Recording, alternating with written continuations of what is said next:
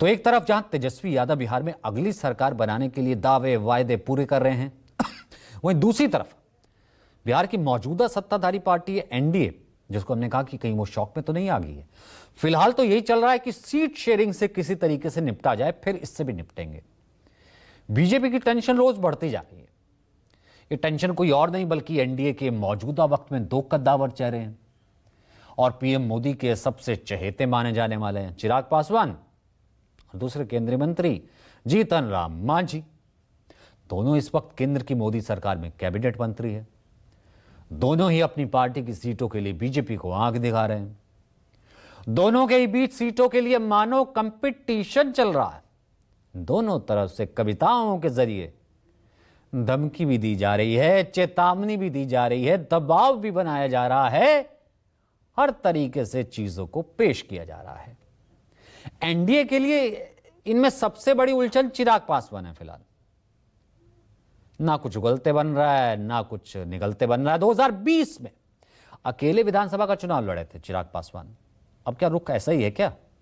क्योंकि बीजेपी को अपने सीनियर नेताओं को अब मैदान में उतारना पड़ रहा है। कल रात तक ऐसा लग रहा था कि आज बिल्कुल ठीक हो जाएगा, लेकिन आज सीनियर नेताओं को उतारना पड़ा। कल से लेकर आज तक लगातार बैठकों का दौर जारी है। पटना से लेकर दिल्ली तक लगातार मंथन चल रहा है। बीजेपी के वरिष्ठ नेता और केंद्रीय गृह राज्य मंत्री हैं नित्यानंद राय कल दिल्ली में चिराग पासवान की मां और फिर आज चिराग पासवान से मिलकर सीटों पर फंसे पेच को सुलझाने के लिए पहुंचे, कोशिश की।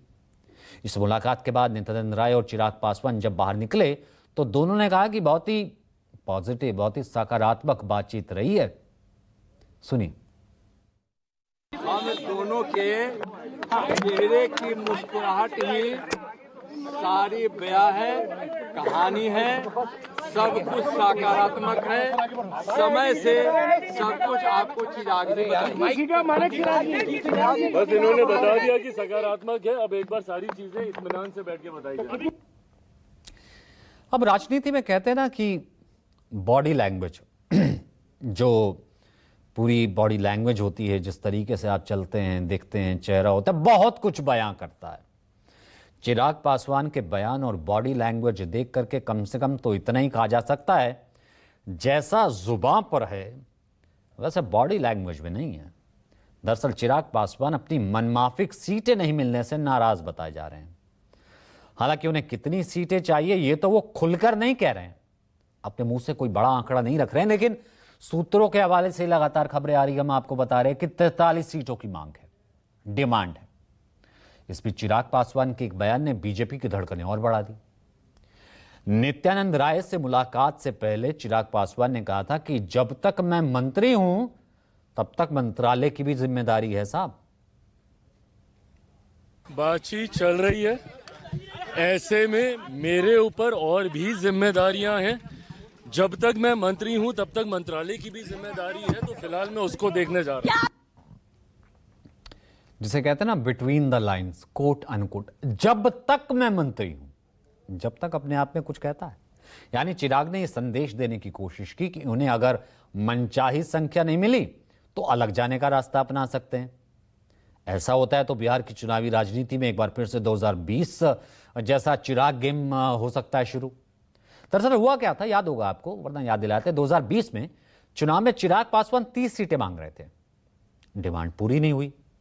चिराग ने कहा अकेले चुनाव लड़ेंगे, लेकिन बीजेपी का अगेंस्ट नहीं जाएंगे, पीएम मोदी के अगेंस्ट नहीं जाएंगे, और कहा कि वो तो हनुमान हैं पीएम मोदी को और बीजेपी का समर्थन करते रहेंगे। मगर नीतीश कुमार की जनता दल यूनाइटेड के कोटे वाली सीटों पर अपना उम्मीदवार उन्होंने उतार दिया। सीटें काटी, वोट काटे। उन्होंने बीजेपी के कई बागियों को टिकट भी दिया। उनके इस कदम के पीछे बीजेपी का हाथ होने की बात भी कही गई थी।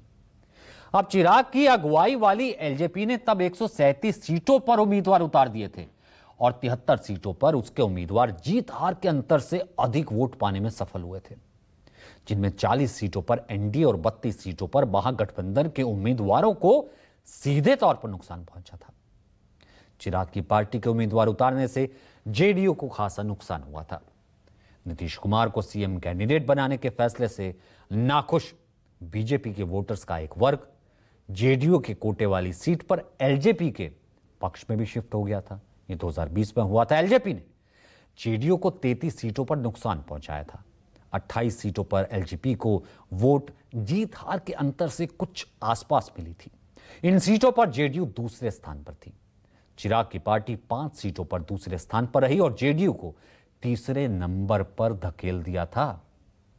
तो खुद एलजेपी तो इस चुनाव में महज सिर्फ एक ही सीट जीत पाई, मगर जेडीयू का गणित जरूर बिगाड़ दिया। और इसी बिगड़े हुए गणित को देखते हुए बीजेपी की टेंशन भी बढ़ी हुई है।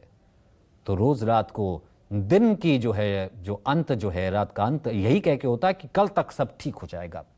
तो कल एक बार फिर से सच लेकर के हाजिर होंगे कि क्या सच कहता है सियासी गणित का। फिलहाल जो कहेंगे सच कहेंगे।